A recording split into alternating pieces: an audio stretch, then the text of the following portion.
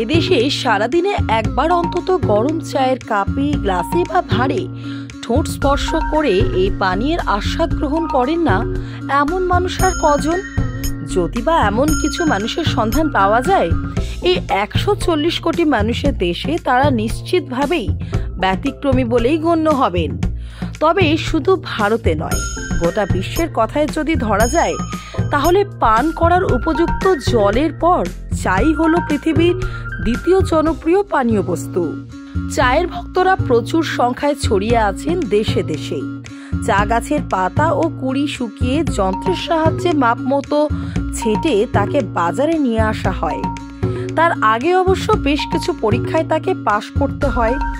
এরপর গরম জলে ভিজিয়ে তার সঙ্গে দুধ, চিনি কিংবা অন্যান্য নানান জিনিস মিশিয়ে তৈরি হয় মন মাতানো, শরীর চাঙ্গা করে তোলা পানীয়টি। তবে বিভিন্ন দেশে চা পানের পদ্ধতি নানান রকম। চা তৈরির ব্যাপারটাও দুনিয়া জুড়ে একরকম নয়। আর কম আকর্ষণীয় নয় এই চায়ের ইতিহাসও। চা গাছের বৈজ্ঞানিক নাম ক্যামেলিয়া সিনেন্সিস। মূলত দু ধরনের চা গাছের চাষ সবচেয়ে বেশি হয় বিভিন্ন দেশে। একটি প্রজাতির চা গাছের পাতা আকারে একটু বড় হয়, তাকে চলতি কথায় বলা হয় আসাম ভ্যারাইটির চা গাছ। আর তুলনায় ছোট আকারের পাতার চা গাছকে বলা হয় চীনা ভ্যারাইটির চা গাছ। সাধারণত সমতল ভূমিতে চা গাছের চাষ হয় না। একটু উঁচু পাহাড়ি জায়গায় যেখানে বৃষ্টির জল জমতে পারে না, সেই জায়গায় চা চাষের পক্ষে সবচেয়ে ভালো। ভারতের চায়ের চাষ সবচেয়ে বেশি হয় 4টি রাজ্যে।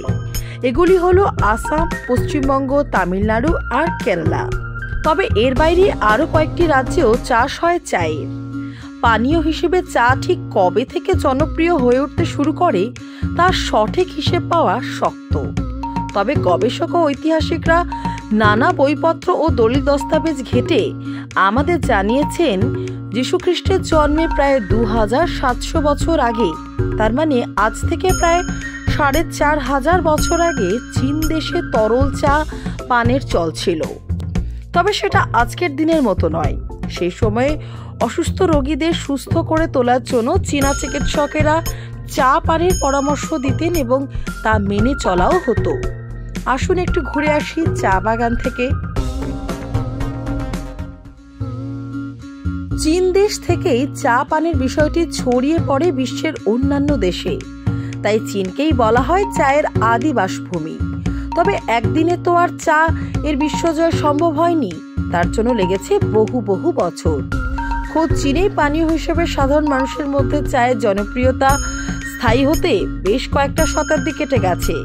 চায়ের ইতিহাস নিয়ে যেসব গবেষক দীর্ঘদিন ধরে ঘাটাঘাটি করছেন, তারা আমাদের জানিয়েছেন 3য় শতাব্দীতে, তার মানে হযরত মুহাম্মদের জন্মের প্রায় 300 বছর আগে এবং রোমান সাম্রাজ্যের রমরমার প্রায় শেষের দিকে চীনের সাধারণ মানুষের মধ্যে চায়ের জনপ্রিয়তা বেড়ে ওঠে।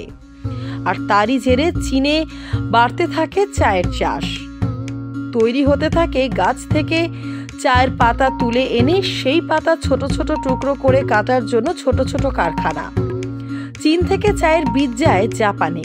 ধীরে ধীরে জাপানেও শুরু হয় চায়ের চাষ। তবে সেটা আরো অনেক পরের কথা। এরপর ডাচ বণিকদের হাত ধরে চা পাড়ি দেয় ইন্দোনেশিয়ায়। 1826 সালে ইন্দোনেশিয়া জাভা দ্বীপে শুরু হয় চায়ের চাষ। এর কয়েক বছরের মধ্যেই ওই দ্বীপরাষ্ট্রে পানীয় হিসেবে জনপ্রিয় হয়ে ওঠে চা। শুরু হয় চায়ের বিশ্বজোড়া জনপ্রিয়তা গড়ে ওঠার প্রথম পর্ব।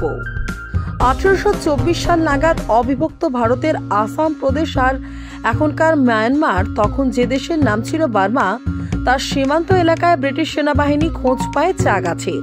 বার্মার সেনাবাহিনীর সঙ্গে লড়ছিল ব্রিটিশ ভারতের সেনারা। ব্রিটিশদের উৎসাহেই আসামে ওই সময়ে শুরু হয় চায়ের চাষ। এর কয়েক বছরের মধ্যে ব্রিটিশরা চায়ের চাষ পুরোদমে শুরু করে দেয় শ্রীলঙ্কাতেও। ভারতের মতোই সেই সময় শ্রীলঙ্কাও ছিল ব্রিটিশদের উপনিবেশ। তবে এশিয়া মহাদেশ থেকে ইউরোপে চাকে নিয়ে যাওয়ার কৃতিত্ব কিন্তু হল্যান্ডের বণিকদের। ব্রিটিশদের ইস্ট ইন্ডিয়া কোম্পানির মতোই ডাচ অর্থাৎ হল্যান্ডের ব্যবসায়ীদেরও সেই সময় ভারতে ব্যবসা করার জন্য একটি কোম্পানি ছিল, আর তার নাম ছিল ইস্ট ইন্ডিয়া কোম্পানি। 1610 সালে এই কোম্পানির হাত ধরেই ইউরোপে ঢুকে পড়ে এশিয়ার চা। শুরু হয় চায়ের বিশ্বজয়ের দ্বিতীয় পর্ব। এশিয়া, আফ্রিকা আর ইউরোপ মহাদেশের বেশ কয়েকটা দেশে চায়ের চাষ হলেও এশিয়ার হাতে গোনা কয়েকটা দেশের হাতেই রয়েছে চায়ের আন্তর্জাতিক বাজারের চাবিকাঠি। এসব দেশ থেকে বিশ্বের অন্যান্য দেশে বেশ বড় পরিমাণে চায়ের রপ্তানি হয়। এর মধ্যে যেমন আছে ভারত, তেমনই আছে চীন, শ্রীলঙ্কা, জাপান, মালয়েশিয়া আর ইন্দোনেশিয়া।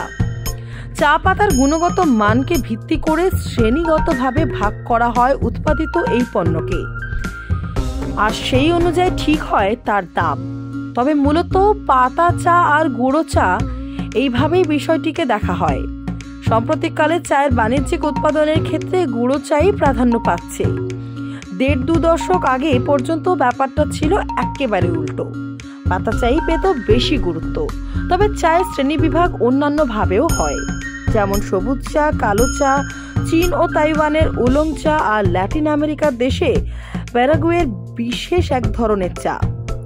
গাছ থেকে চায়ের পাতা তুলে আনার পর সেই পাতাকে ঠান্ডা ভিজে পরিবেশে কিছুদিন রেখে দেওয়া হয়। এর ফলে চা গাছের পাতায় কিছু রাসায়নিক পরিবর্তন হয়, একে বলে ফার্মেন্টেশন পদ্ধতি। গ্রিন টির ক্ষেত্রে এই পদ্ধতির সাহায্য নেওয়া হয় না, কিন্তু ব্ল্যাক টির ক্ষেত্রে নেওয়া হয়। আন্তর্জাতিক বাজারে অবশ্য গ্রিন টির চেয়ে ব্ল্যাক টির চাহিদাই বেশি। ভারতের আসাম আর দার্জিলিং এর চায়ের খ্যাতি বিশ্বজোড়া। সাধারণত আমরা যে চা পান করে থাকি তা এই ব্ল্যাক টি। ফার্মেন্টেশনের পর চা পাতাকে ছোট্ট ছোট্ট টুকরো করে কাটা হয়। আগে এই কাজটা চা শ্রমিকরা হাতেই করতেন, এখন এই কাজে যন্ত্র ব্যবহার করা হয়। আসুন এক ঝলক দেখা যাক। चल रहा है आसनसोल के लोकप्रिय और विख्यात वस्त्र शोरूम श्री बालाजी फैशन में 15 मार्च से 14 अप्रैल तक चित्र सेल का लाभ उठाए और पाए 70% तक की छूट। Shri Balaji fashion, GT road, Subhash cinema के विपरीत, आसनसोल। हमारे यहाँ शादी विवाह के लिए पूरा कलेक्शन भी उपलब्ध है। চায়ের গুরুত্বপূর্ণ একটা উপাদান হলো ক্যাফেইন। ভালো মানের চা পানের পর সাধারণত আমাদের যে একটা চনমনে অনুভূতি হয় তা চা পাতায় এই রাসায়নিকটির উপস্থিতির জন্যই। 1 কাপ চায়ের মধ্যে ক্যাফেইন থাকতে পারে 60 থেকে 90 মিলিগ্রাম পর্যন্ত। তবে চায়ের আসল উপাদান হলো ট্যানিন। চায়ের স্বাদ বলতে আমরা যা বুঝি তা এই ট্যানিনের উপস্থিতির জন্যই। এছাড়াও চা পাতা থেকে পাওয়া যায় কয়েক ধরনের তেল, কিন্তু এসব তো হলো চায়ের উৎপাদনগত দিক। এবার ভাবুন তো, শহরে ও গ্রামে, রাস্তার পাশে, রেল স্টেশনে, পাড়ায় পাড়ায়, তীর্থস্থানে, হাটে বাজারে ছড়িয়ে থাকা চায়ের স্টলগুলির কথা। ভারতে সব মিলিয়ে এরকম চায়ের স্টলের সংখ্যা ঠিক কত? এই প্রশ্নের উত্তর কিন্তু কারোর জানা নেই, কারণ এই বিষয়টি নিয়ে সেভাবে কোনোদিনও সমীক্ষা হয়নি। তবে একটা গড়পড়তা হিসেব করার চেষ্টা করা যেতে পারে, আর তা যদি করা হয় তাহলে সেই অঙ্কে এদেশে বেশ কিছুদিন ধরে চলছে এমন চায়ের দোকানের সংখ্যা অন্তত 1 লক্ষ তো হবেই। এমনকি সংখ্যাটা আরো কিছুটা বেশি হলেও অবাক হওয়ার কিচ্ছু নেই। চায়ের দোকান চালিয়ে নিজের পরিবারের ভরণ পোষণ করছেন এমন মানুষের সংখ্যা এদেশে কম নয় মোটেই। চায়ের কথা বলতে গেলে টি টেস্টারদের কথা তো বলতেই হয়। একেবারে পেশাদার টি টেস্টারদের নেওয়া কঠিন পরীক্ষায় পাশ করার পরেই চা পাতায় ছাড়পত্র পায় তার গ্রহণযোগ্যতার।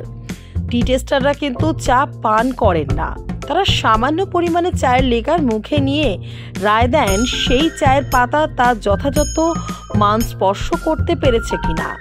চা মুখে নিয়ে শুধু জিভ নয়, মুখের ভেতরের সব অংশ, এমনকি গলা আর নাকের অভ্যন্তরে ভাগকে ব্যবহার করে টি টেস্টারকে ঠিক করতে হয় চায়ের গুণাগুণ।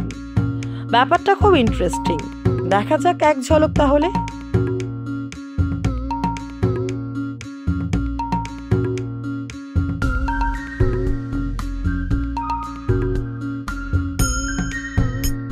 বিশ্বজোড়া চায়ের বাজারে আর্থিকভাবে লেনদেনের পরিমাণ 2022 সালের হিসেব অনুযায়ী 122 বিলিয়ন মার্কিন ডলারের কাছাকাছি। তথ্য বলছে 2028 সাল নাগাদ এটা হয়ে দাঁড়াতে পারে 160 বিলিয়ন মার্কিন ডলার। এটা অবশ্য বাণিজ্যিক এবং অবাণিজ্যিক সব ধরনের চায়ের মিলিত বিক্রি বাট্টার হিসেব। এই মুহূর্তে চায়ের বিশ্ববাজারে বড় দাদা হলো চীন। 2022 সালে হিসেবে জানাচ্ছে ওই বছরে চীনের বিভিন্ন দেশে রপ্তানি করেছিল 99.8 বিলিয়ন মার্কিন ডলার মূল্যের চা। দ্বিতীয় স্থানে ছিল ভারত। ভারতের রপ্তানির পরিমাণ ছিল 15.7 বিলিয়ন মার্কিন ডলার মূল্যের চা, আর 14.5 বিলিয়ন ডলার মূল্যের চা রপ্তানি করে জাপান ছিল তৃতীয় স্থানে। এর পরের জায়গাগুলিতে ছিল আমেরিকা, ব্রাজিল, তুরস্ক, থাইল্যান্ড ও ইন্দোনেশিয়া। প্রতি বছর বিশ্বের নানা প্রান্তে আয়োজন করা হয় চা উৎপাদক, বিক্রেতা, বিতরক এবং চা প্রেমীদের বিভিন্ন সংস্থা ও সংগঠনের আন্তর্জাতিক সম্মেলন। ভারতেও প্রতি বছর আয়োজন করা হয় world T and coffee expo. তা নিয়ে তো অনেক কথাই হলো, এবার এই চা কাহিনীর একদম শেষে গরম গরম এক পেয়ালা চা হয়ে যাক না। কত রকম ভাবেই না এই উষ্ণ পানীয়টি তৈরি করা হয়। এক্ষেত্রে একদম ওই কথাটিই খাঁটি, যত মত তত পথ। चित्रसेल चल रहा है आसनसोल के लोकप्रिय और विख्यात वस्त्र शोरूम श्री बालाजी फैशन में 15 मार्च से 14 अप्रैल तक चित्रसेल का लाभ उठाएं और पाए 70% तक की छूट। Shri Balaji fashion GT road Subhash cinema के विपरीत आसनसोल। हमारे यहाँ शादी विवाह के लिए पूरा कलेक्शन भी उपलब्ध है।